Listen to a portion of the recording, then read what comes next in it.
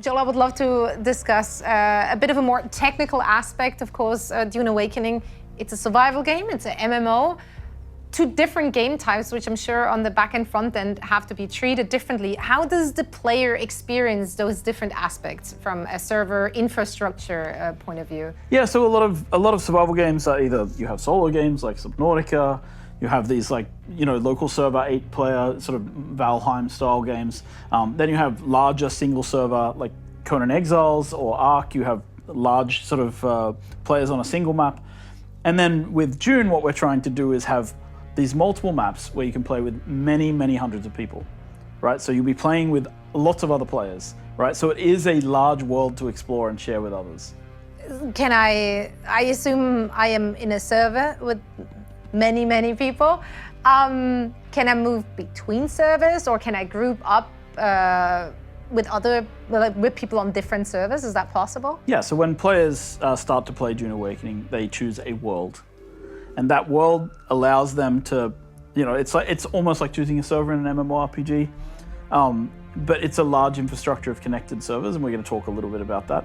But the idea is that as a player, you join, you start in a map, and from there, your experience should be relatively seamless in terms of how you explore and feel the world.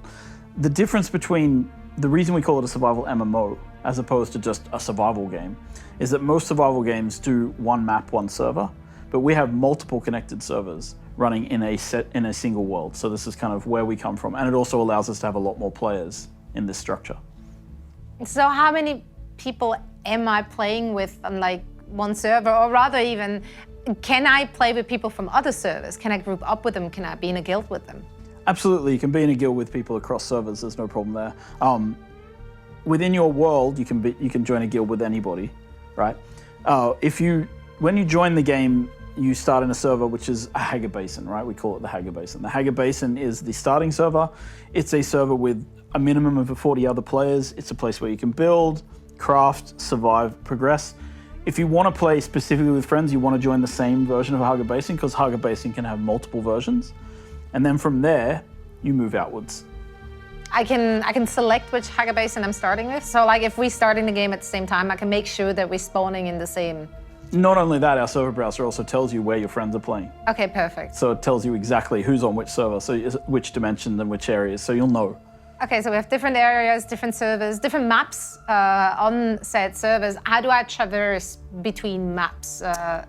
So once you're ready to leave the Hager Basin, you craft yourself an ornithopter, for example, and you fly out into what's called the overland map. And the overland map is a server, again, running, that you can meet hundreds of other players on, and allows you to see all the locations in the world. So you physically fly between locations on the overland map.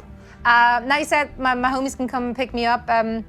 If you're a good homie and you don't want to put me in a dangerous spot, where do you bring me early on? Where can I meet other people? Where can I meet up with my guildmates even? Yeah, so once you've sort of explored the Hager Basin and you leave with your friends, you go out into what we call the overland map. And in the overland map, you have an overview of the entire world, and you can sort of see like the different maps that you have as an option. And one of those options are the social hubs, Harco Village and Arrakis, which are differently themed based on the different factions in the game, obviously, right? So you can go and visit Harco Village. It's a safe space.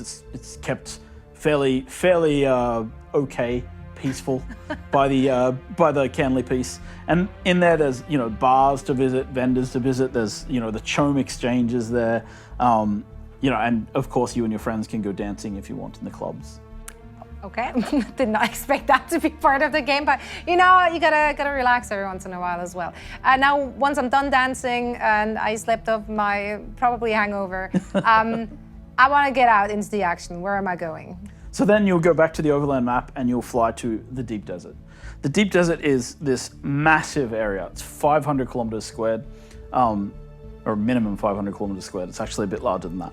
There's and that's where you can meet hundreds of other players. There is probably going to obviously be a player cap if too many people go there, but you should be able to handle quite a lot of people. And that's a completely seamless set of servers that are all connected together. It's generally a PvP map with a strip of PvE as people enter, so that they can be safe when they come into the map and don't get ganked. And then you head out into the desert and you have these adventures where you're harvesting spice.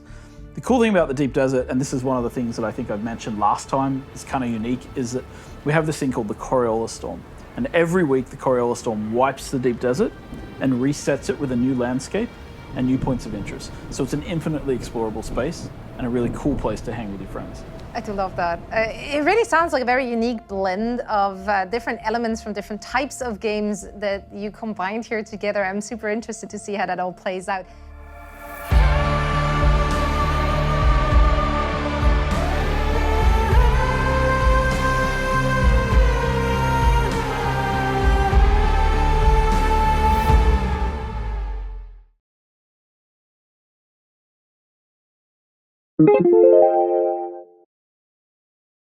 gamezplay.org